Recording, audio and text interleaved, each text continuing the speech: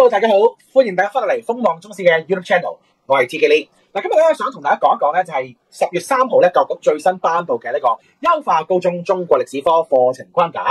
咁啊，大家都知道咧，其實 DSE 咧由2012年開始開考啦，咁啊到而家咧其實已經10幾個寒暑啦，咁所以咧迎嚟咗課程嘅改革咧都係在所難免嘅。咁啊，其他科咩地理科啊、經濟科咧，其實都改咗噶啦。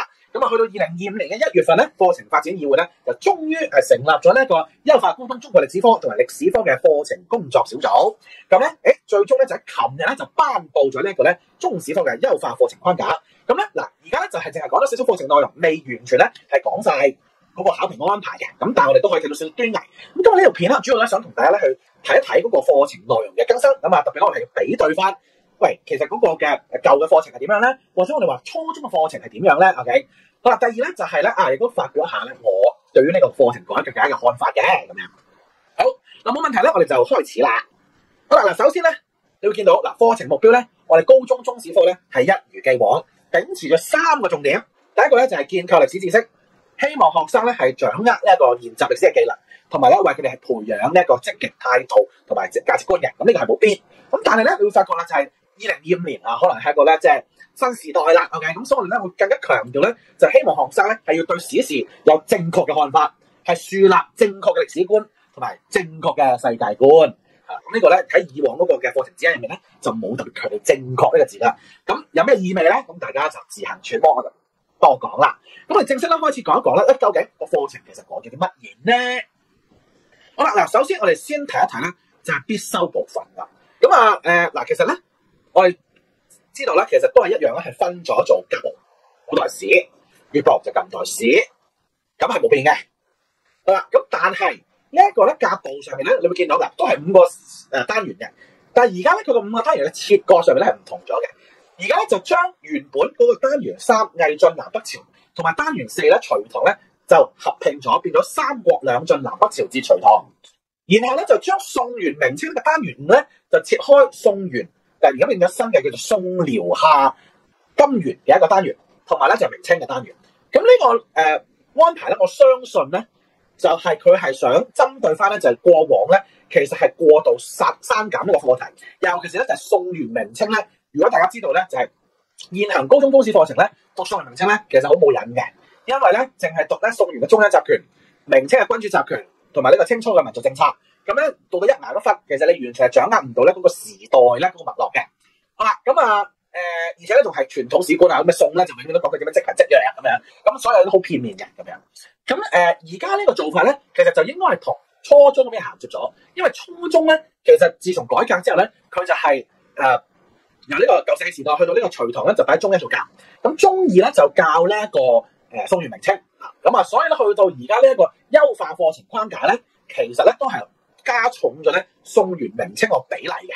咁而且咧就宋遼夏金元呢個單元咧仲好特別嘅，因為咧其實就算我哋睇翻初中課程咧，其實佢都唔係點理咧嗰個遼夏金呢啲部分啊。咁當然咧高中課程我哋唔係話詳細讀，但係咧而家起碼咧叫做真係重視翻多少少，即係唔係以往嗰種觀念咧就係淨係睇啦，即係北宋。跟住北宋完之後南宋，咁我哋仲會睇埋呢一啲咧，所謂以往叫做外族呢個政權，咁真係比較全觀嘅睇嘅。好，咁而課題方面咧，就係由21課就變咗24課，係多咗課題嘅喎。好啦，咁嗱另一個咧對舊課程咧常見嘅批評咧，就係認為咧舊課程咧其實係好側重政治史，所謂治亂興衰。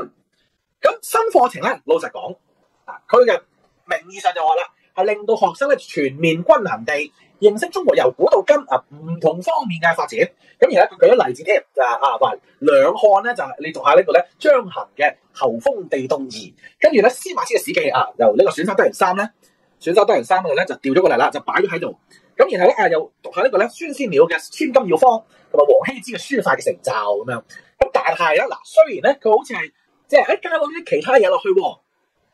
咁做 case study 其實幾好嘅，咁因為冇人讀晒咁多嘢噶嘛。咁但係咧，其實佢都係概括了解嘅啫，概括了解嘅啫喎。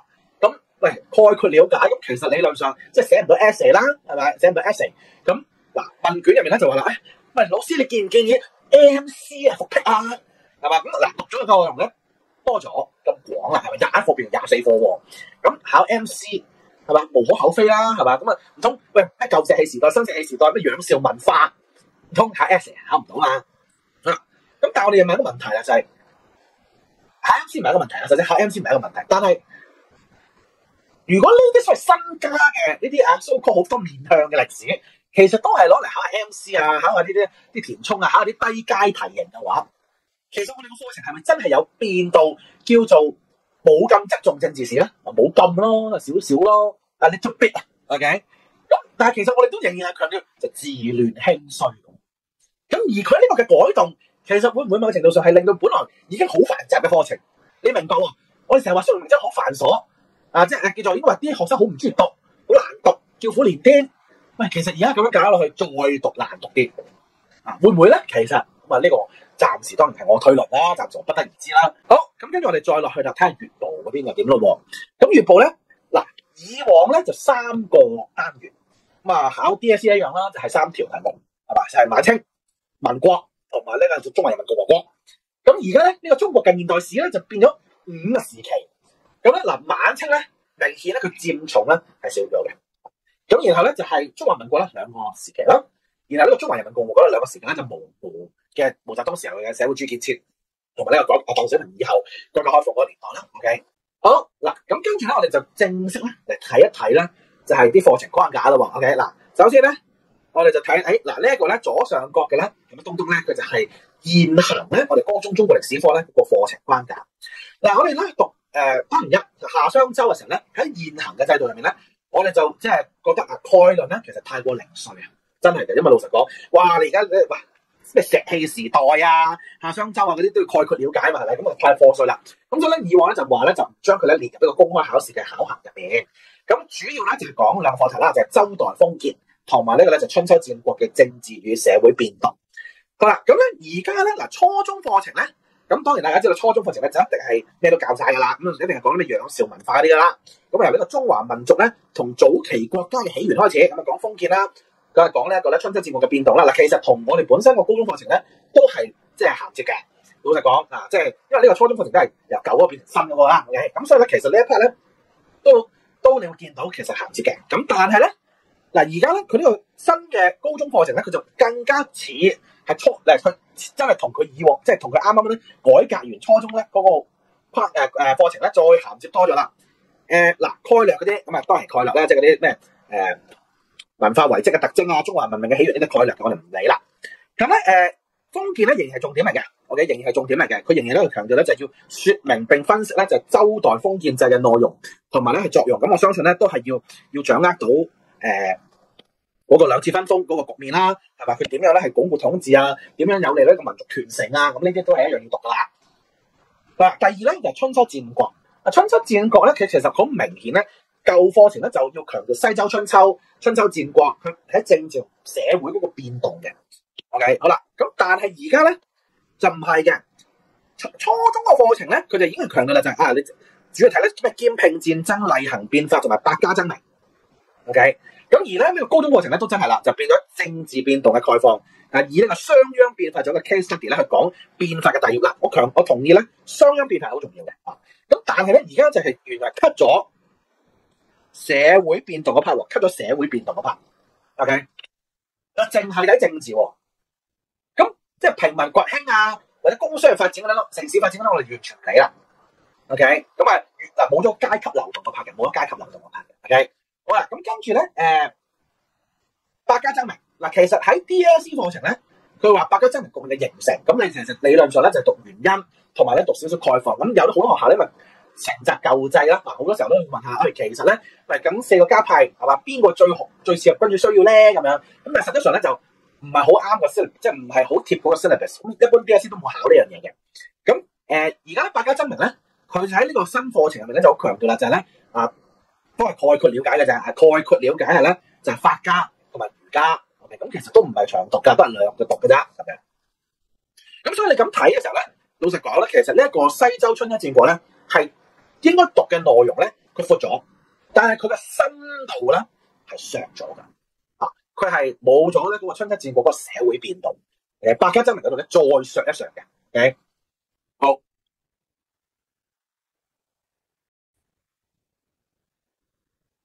嗱，好啦，跟住我哋睇一睇咧，就秦漢嗰個課程框架咯。嗱，喺原有我哋而家行緊嗰個嘅制度上面咧，咁啊秦漢統治政策同埋咧兩漢戚還掌權嘅政局啦，咁啊嗱，你可以睇下咧，嗱而家咧佢就變咗嗱，佢同樣都係講秦漢嘅統治政策啊，咁但係佢咧強調多咗咧就係即係嗰個佢同初中一樣，佢都係講埋嗰個統一嘅部分，統一嘅部分。而家個課程係冇講統一嗰個部分嘅，而家咧強調要了解咧秦朝建立統一多民族國家嘅經過，即係佢點樣滅六國啦，係嘛？咁咧就跟住鞏固統一嘅措施內容，咁呢啲一定係有噶啦，咁樣咁。但係而家就好明顯就應該佢係唔再強調咧，就係以法家思想治國嗰個原因啦。咁啊，連帶漢武帝讀專業術咧，嗱當然佢都係應該要講嘅。咁呢個位應該都可能都會繼續講嗰個原因嘅嚇。咁因為以往都考呢個部分。咁咧就秦嗰 part 咧，仲有一 part 你要留意秦亡原因啊。咁咧呢個咧其實喺舊課程呢個學習重點佢冇點提，但係有考過嘅，一年有考過啦。或者咧其實你讀咧即係秦，因為老實講秦好短，咁所以好難讀秦武學嘅咁樣。咁咧就漢武帝嗰 part，咁咧就以往咧其實就講中央集權，跟住咧就係私人政府，同埋咧嘅經濟改革。咁而家咧其實佢就講加埋咧就係呢個拓展疆土。咁同埋咧，中央集權嗰 part 咧，而家就收緊咗啦。佢就講削藩，即係地方，係咪地方？咁呢個咧，我相信咧係同嗰個選修有關。因為咧以往中央集權嗰位咧，咁佢就要講就係呢一個中央政制同埋地方政制，係咪？咁中央政制咧就包呢一個咧，即係布衣卿相啦，布衣卿相公孫弘啊，咁同埋咧內朝係咪內朝？咁呢個位咧應該係去咗嗰個嘅選修單元嗰度嘅，咁所以佢而家淨係睇削藩咁樣，咁咁冇乜特別啦，冇乜特別啫。然後東漢嗱，而家冇咗王莽，踩到王莽啦，冇咗王莽殺漢，咁王莽殺漢咧，即係以往其實都係讀咩天時人嚟，好少考嘅。咁而家cut咗啦 ，OK， 咁東漢咧其實佢都係閹咗嘅，佢就係話係概括認識佢嘅興衰，跟住所謂兩漢科技與文化咧，其實都係概括了解一下咧，就係嗰個地動儀同埋咧史記咁樣，咁佢諗住長考噶啦，咁所以我哋話如果就算係當係知識分子，司馬遷咧係即係搬咗啲嘢過去呢一個必修嗰度，但其實係應該係少少嘅啫，佢應該唔係好詳細。OK， 同埋我都特別強調一樣嘢就係咧，其實大家要留意一個重點咧，就係司馬遷佢喺知識分子咧係一個人物嘅研究，只不過因為史記係佢即係最重要嘅東，即係佢呢個最重要嘅貢獻啊嘛。咁所以我哋好多時候就攞史記嚟強，就係去講個內容。咁但係而家咧就唔係睇司馬遷呢個人啦，我哋真係集中睇翻史記呢本書。咁佢同佢其實改變咗個定位嘅。其實以往知識分子咧應該係強調咧嗰個人物史嘅，而家咧其實就係個文化史。咁我唔知會唔會係史學史啦咁樣。咁如果大家知道咧，就其實上年 EAA 咧開 examiner 嘅時候咧，其實有講到明，就係考司馬遷咧，佢唔係考史學史嘅。OK， 咁但係之後佢會係文化史，當然啦。佢話概略咧，咁應該係 MC 就似係 essay 啦。係啦，咁然後咧嗱，初中課程咧佢有咩兩漢通西域同埋中西文化交流。咁但係如果知道咧，我哋有選修啊，咁選修咧3啊，就係講呢一個漢代嘅絲綢之路。咁其實就係初中課程嘅延展啦。OK， 好，再落去咯。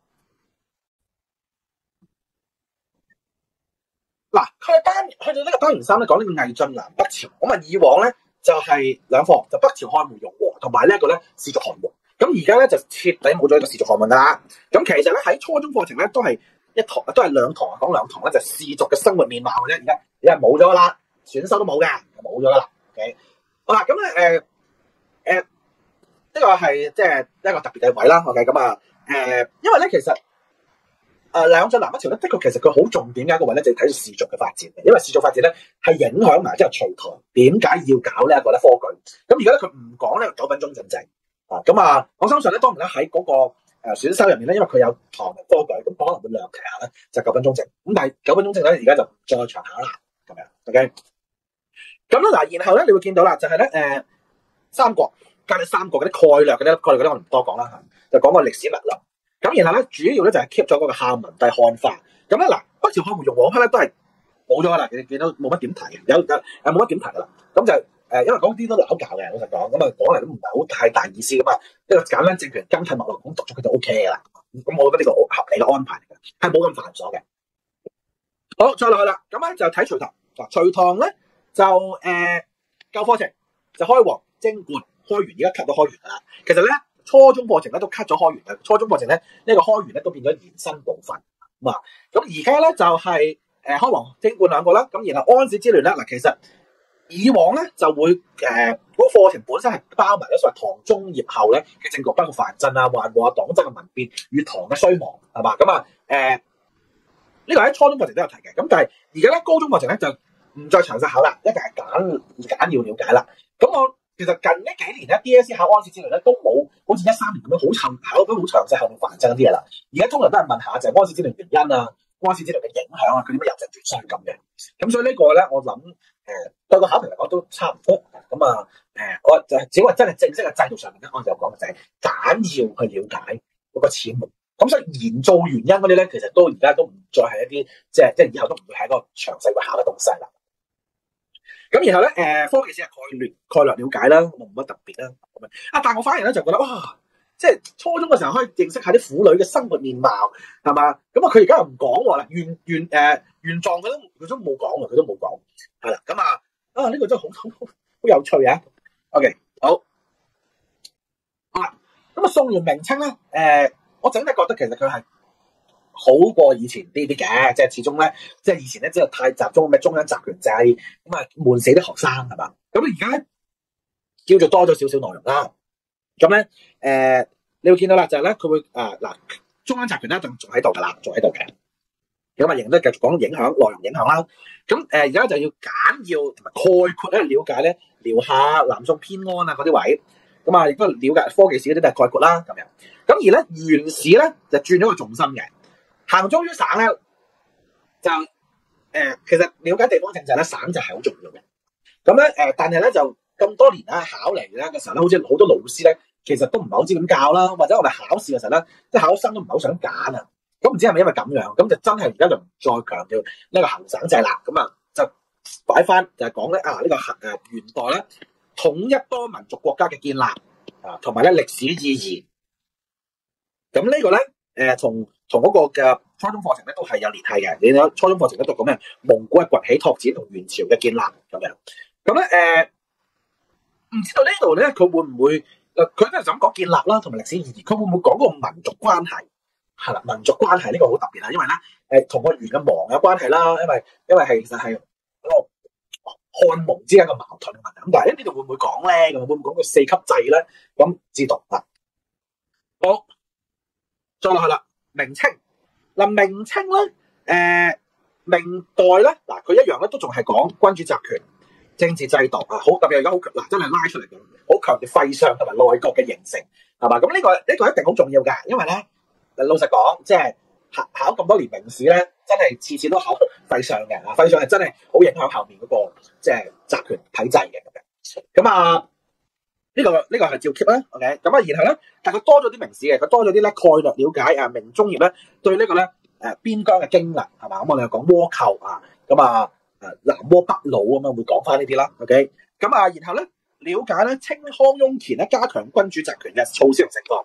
咁咧其實舊時我哋話啦，就係康熙雍正咧南書防軍嗰啲處密接制度嗰啲一定係 keep 㗎啦。咁而家咧就再講埋乾隆啦。其實呢個咧就同嗰個 A level 應該係貼近啦。A level 都係講晒康雍乾嗰個情況嘅。咁同埋咧佢而家講到盛況喎，即係我哋都會讀多少少咧，就康雍乾嘅盛世啦。咁我覺得呢個都好嘅，係咪？因為好多時候咧就係讀康熙雍正咧，而家個課程咧就係南書防軍機處嘅密接制度，跟住咧呢制八旗咁樣，咁即係。啲完全好似同咗啲清朝嘅特色咯。咁而家起碼仲有盛世嘅盛況係嘛？咁然後咧民族政策咧，我睇下民族政策咧而家咧變咗啦。佢而家咧就成個咩收復台灣，跟住咧就講呢個咧中俄嘅尼布楚條約係嘛？同埋咧對呢一個咧回疆同呢一個咧藏族嘅治理去講呢個疆土開拓同埋版圖嘅奠定嗱。但係咧以往咧民族政策呢一 part 咧我哋係長讀嘅喎，但係而家咧佢係咩咧？係概括形式嘅啫。係概括形式嘅啫，佢全部都係概括嘅啫。OK， 得唔得啊 ？OK， 好啦，好。咁啊，其實你對照翻初中課程咧，初中課程咧，佢都係將個明長城搬咗過嚟嘅。佢個概括形式就係將個明長城搬咗過嚟。咁呢個北京城咧就係選修嚟嘅，選修鄭和下呢個選修2，呢個選修3咁樣咯。佢都係冇講過晚明政局嘅，而家都係。好就係咁。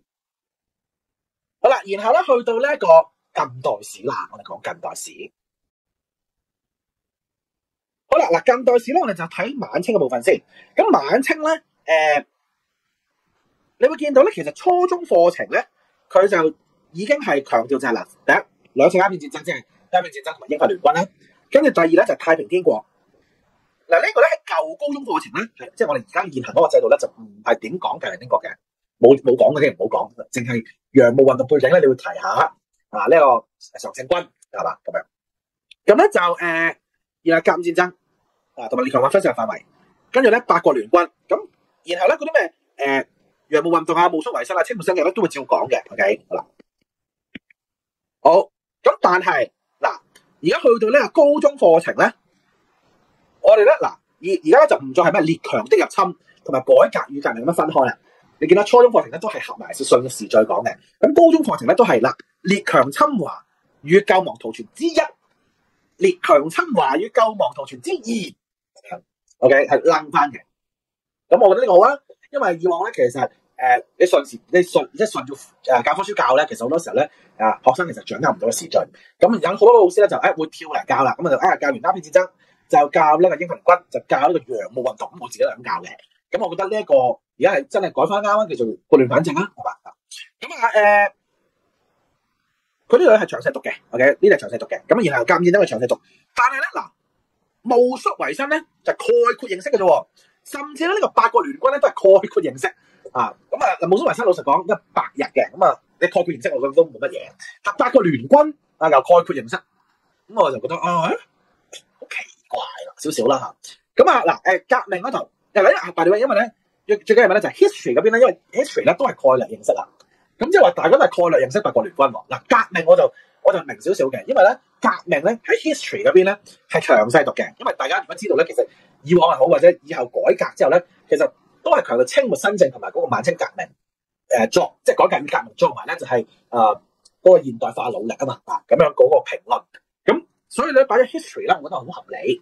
當然啦，中史冇理由概略了解噶嘛，係咪咁？但係我相信佢有取捨咁樣 ，OK。好，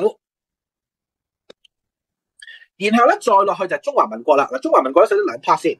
咁先講咧就係去到抗日戰爭前，即係呢個咧1912到呢個37係嘛。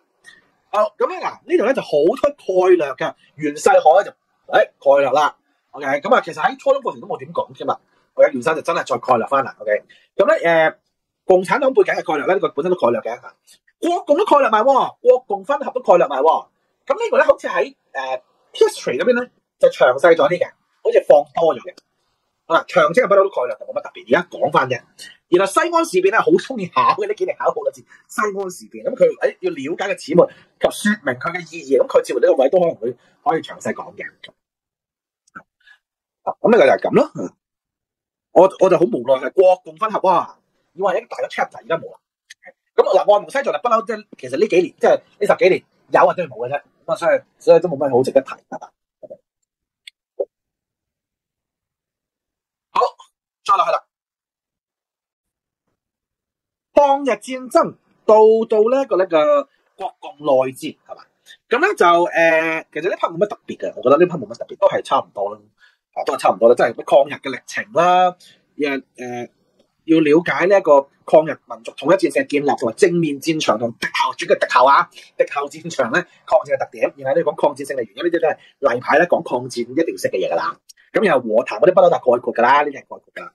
咁咧然後國民黨戰敗，共產黨戰勝，咁呢個一定係要了解詳細嘅做 essay 啦。外交係咪外交做咩唔提咧？美蘇嘅介入關唔關事咧？定係呢個係中國共產黨勝利嘅原因咧？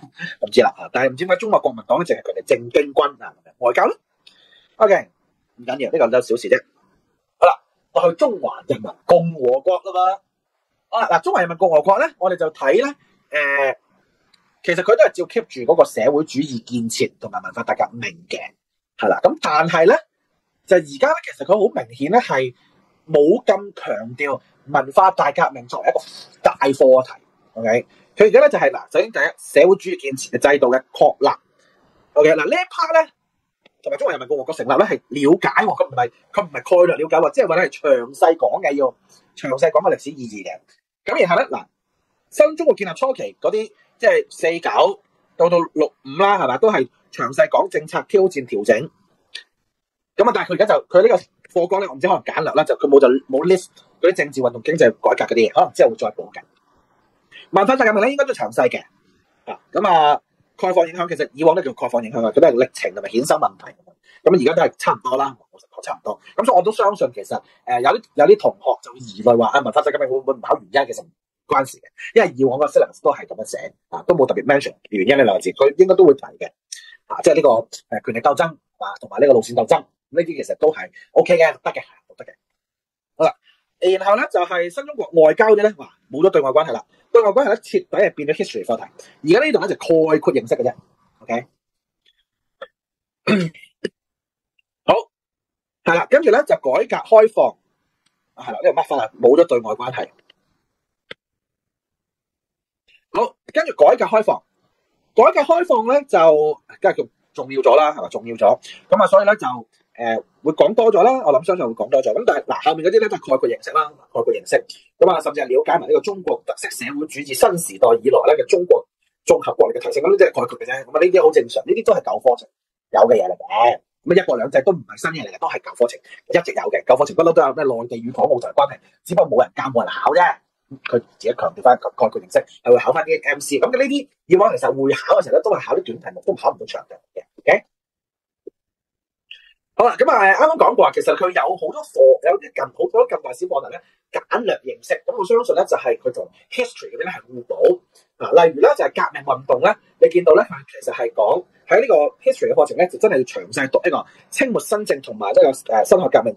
嗱，而家咧以前我哋讀 history 咧，就唔係咁講背景嘅，但係佢呢個新課程咧就強調要解釋背景及性質，以及評估歷史意義局限。咁嗱，呢個歷史意義局限咧，其實以往 history 都係咁嘅，OK。咁所以而家咁樣睇啦，嗱，因為個背景嗰 part 咧走咗喺 history 嗰度啊，咁所以辛亥革命咧喺中史科嘅重要性咧就落咗落去啦，就反而咧去咗即係 history 邊。咁而係繼而咧了解辛亥革命結束之後咧，中國國內外形勢，即係袁世凱同埋咧軍閥割據咧，都喺 history 嗰邊咧會讀多少少嘅。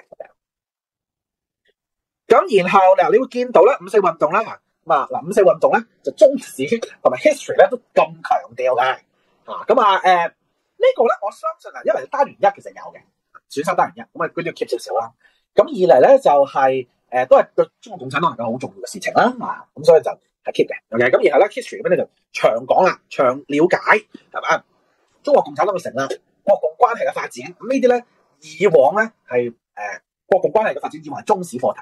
咁而家就變咗係 history 嘅課題咁樣。咁南京國民政府嗰啲咧就不嬲都係 history 課題，或者共產主義革命咧就 history 課題。咁然後咧解釋日本從呢個20世紀30年代發動侵華戰爭嘅原因，呢啲其實係日本史嚟嘅，日本史。咁咧其實佢 keep 咗少少日本史喺度嘅。咁咧中史咧就應該係冇咗，我唔知道個教科書仲會唔會有呢 part。其實咧佢不嬲都係有定冇，因為其實中史就真係唔好理日本即係甲午戰爭點樣發動或者點樣發動抗日戰爭，咁呢個係 history 嘅範疇嚟嘅。咁然後咧國共內戰咧，呢一個 history 咧都係好重視嘅，佢都仲係好重視咧，就係呢一個中國共產黨勝利嘅因素都係 history 嘅課程。咁呢個喺中史都係一樣，中史都係一樣。好，然後咧中共嗰 part 嚟講咧。咁history 而家都暫時個課綱佢好詳細講一法三改，然後1957至文化大革命，即係包括呢個應該主要講大躍進啦，大躍進。咁嗱，你見到啦，外交係嘛？外交就係由中史搬過嚟嘅，完全嗱。當然咧，佢以往都有外交嘅，以往即係 history 都講外交啦，中國外交。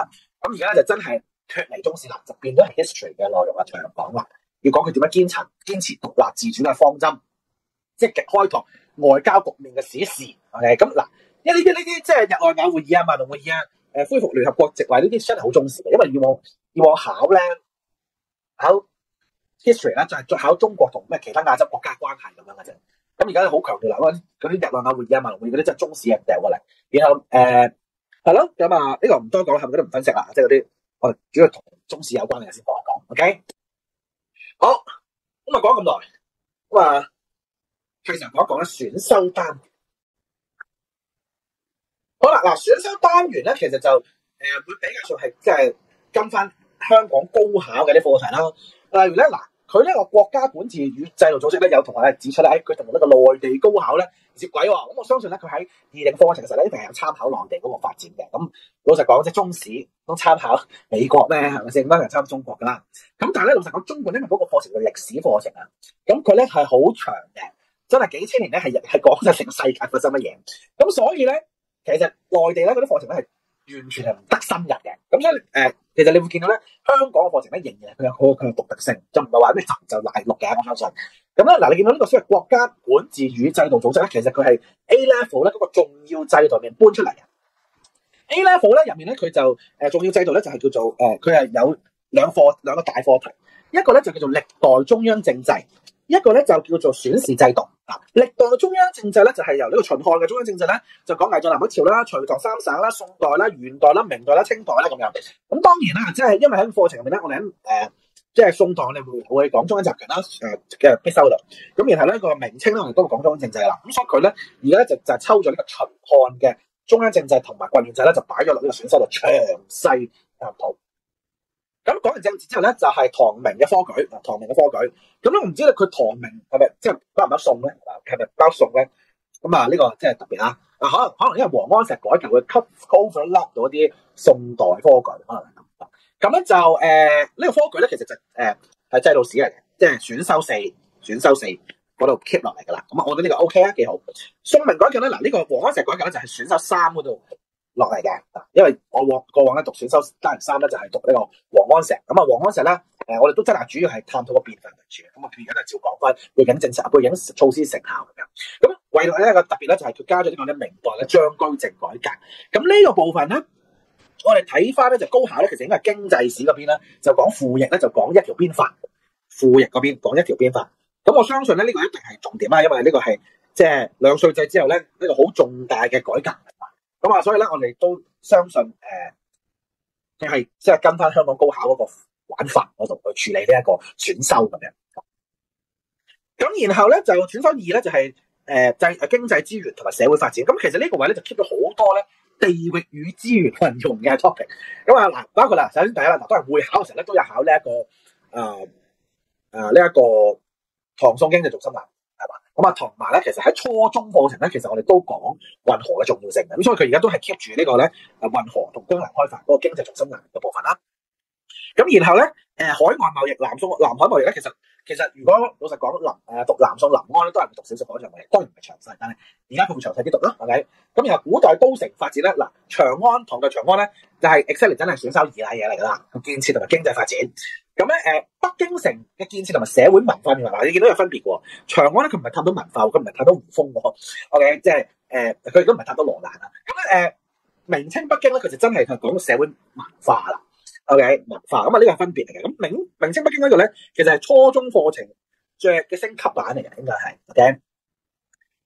然後咧嗱，多咗個宋代貨幣同海外貿易，我相信同個委員會啲人係有關係啦。即係北宋貨幣經濟發展係嘛。咁啊都好嘅。咁其實都係即係詳細啲讀北宋啦，即係我哋唔好成日睇即係前面嗰啲咩積貧積弱嗰啲史本，係咪可以睇下咧北宋嗰個經濟發展啊？或者係唔單止清明上河圖係咪？貨幣經濟點樣咧？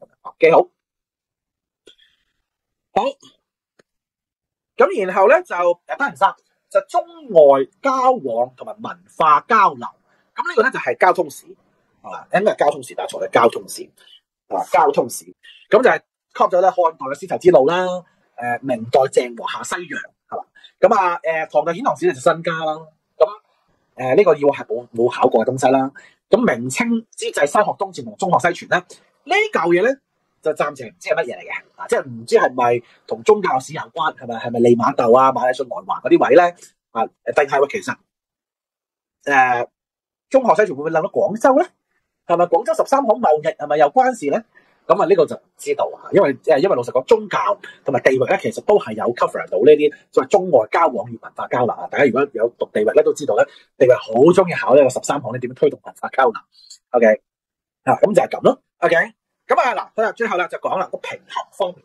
OK， 咁嗱我哋見到卷一咧，其實佢多咁多 topic， 亦都有咁多簡略認識啦。咁所以咧，喂，即係啲填充啊或者 MC，OK。咁係，我哋相信係會出現多咗噶啦，甚至佢可能係一個部分，可能咧甲部就選擇題，乙部就係啲短答題，丙部就論述題，會唔會係咁咧？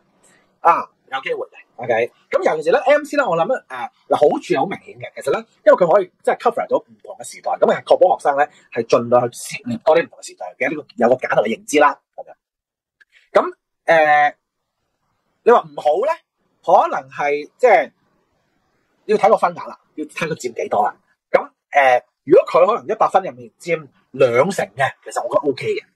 咁但係你話佢佔好多4成嘅咧，咁啊另當別論啦。當然啦，卷一嘅100%咧，卷一嘅100%入面佔4成都好多啊。咁未必即係如果太多咧，就可能會影響到啊。因為咧，始終我哋多個文科啦，我哋都期望咧，其實應該係多啲下一啲咧同演繹文字係有關嘅部分。咁即係尤其是嗰個嘅 syllabus 都好強調。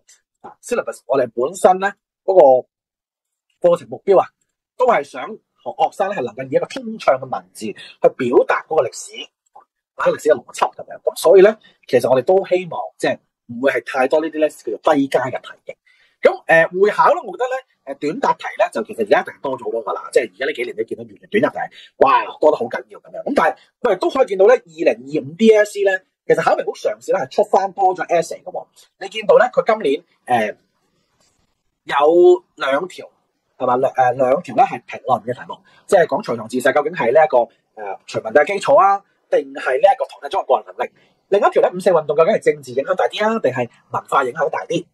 咁啊，以至到咧就其實你會見到啊呢一個蘇元明清啊，講呢一個清代君主集權同埋清初民族政策，同埋咧晚清咧就係鴉片戰爭同埋。辛丑條約，其實嗰兩派嘅議題咧，都係有2條10分嘅題目嘅。咁所以我哋都相信咧，其實10分啊15分呢啲題目一定係 keep 噶啦 essay， 咁佢都應該會有一個篇幅喺度嘅。咁而去到卷2嘅話咧，我相信都係照樣都係全部論文噶啦，因為其實你覺得卷2咧即係佢讀得咁即係高考嘅課題啦，而且個課時咧都係65個小時，咁所以我相信都係咧要求學生係詳細去讀呢一個。制度啊，或者嗰啲嘅交通史啊，嗰啲咁樣，咁所以咧都係要寫長論文嘅。咁相信咧都會係一個咧，即係就咁睇啦，都係一個咧叫做會多元啲考核嘅一個模式。咁我 concern 就係會唔會太垃圾咧？係咪？但係咧就都樂見係有個改變，係嘛？咁等學生咧，即係因為 MC 可能真係即係吸引下學生就係。喂，花多啲時間讀下中史係咪？即係佢唔好即係攞5星，淨係偏讀一啲課題係咪？起碼知道朝代先後呢啲最基本嘅嘢啦，係咪？否則嘅話，喂，即係呢個科舉之弊有甚於焚書坑儒啊，知唔知啊 ？OK， 咁所以咧，我都睇下即管放眼睇下，究竟我哋中史科改革會係點樣？希望唔好失望啊！好，咁我哋今日咧就講到咁多，我哋下次再見啦，拜拜。